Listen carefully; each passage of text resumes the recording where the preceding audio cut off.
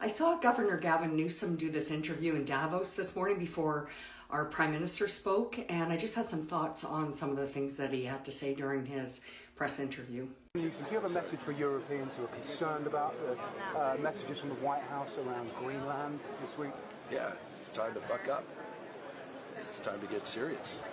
Wow, an American leader telling European leaders who are in perpetual threat by the President of the United States to buck up and to get serious. I'm sure they took that to heart and have learned something from him. And stop being complicit.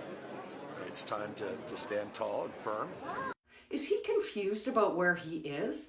I think maybe he thinks he's speaking in the United States to a group of Democratic Congress people who have exhibited the definition of being complicit. But let's see what else he has to say. Have a backbone. I've seen this in the United States. The supine Congress playing both sides. Say one thing on a text or a tweet, another publicly. Should you reform? He's right. Maybe he should have stayed in the United States and keep repeating this message to his Democratic colleagues. Principle. It's time to stand tall and strong. Does that mean responding with tariffs? Time to stand united. You make that determination. I don't make that determination. Yet here you are in Europe telling European leaders what to do and insulting them. Standing collectively. What do you mean? I can't take this complicity. People rolling over. I should have brought a bunch of knee pads for all the world leaders. These European leaders, and in fact all world leaders, are under the greatest threat that they've been under since World War II from your president. And you're using this tired old knee pad comment to insult them. Go home and keep repeating that comment to the people in the U.S. Handing out crowns and this is pathetic. Nobel Prizes, they are being given away. It's just pathetic. It is pathetic. I think most of us would agree with that, but it's nothing in comparison to the pathetic behavior of most American businessmen, lawyers or law firms, media types, billionaires, tech people who have been sycophanting all over the place with Donald Trump and giving him everything that he wants, including heaping praise and praise and praise on him. This kind of a comment in Europe when you're at a conference like this is not helpful, and it's insulting, and it is something that belongs back in the United States. Keep saying that in the US, because you have a voice there, a huge voice, and you have power. And that's where those comments need to be directed. And I hope people understand how pathetic they look on the world stage. At least from an American perspective. I don't think at this point anybody cares about your American perspective, especially not at a conference like this. Embarrassing. So what should Europe be doing? You should decide, the Europeans should decide for themselves what to do. But one thing they can't do is what they've been doing. And they've been playing.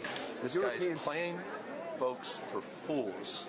The biggest group of fools that Donald Trump played were the American voters who voted for him for a second term, as well as the 90+ million people who didn't bother to vote at all. So I can only assume they were okay with what was going to happen and what's happening now. And I guess that truth hurts too much for you to actually say that at home. And it's embarrassing. Europeans think this is diplomacy and this will ultimately this is work. Diplomacy with Donald Trump? He's a T-Rex. You mate with him or he devours you. One or the other.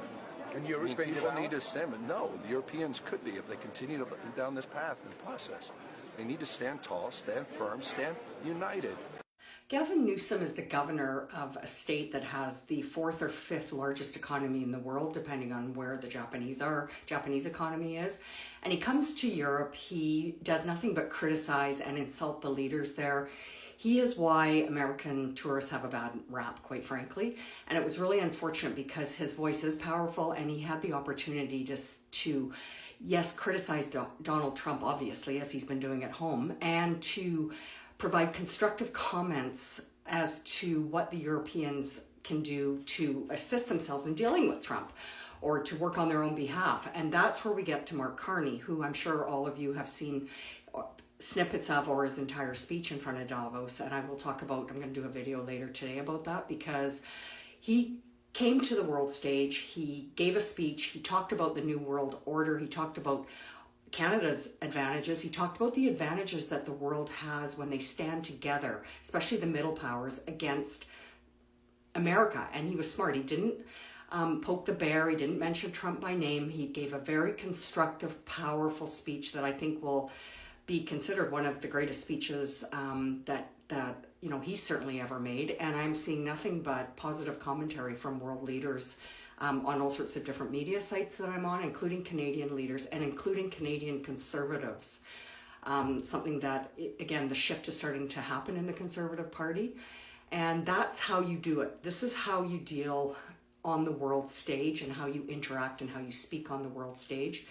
Gavin Newsom didn't cut it. He just behaved like a lousy American tourist.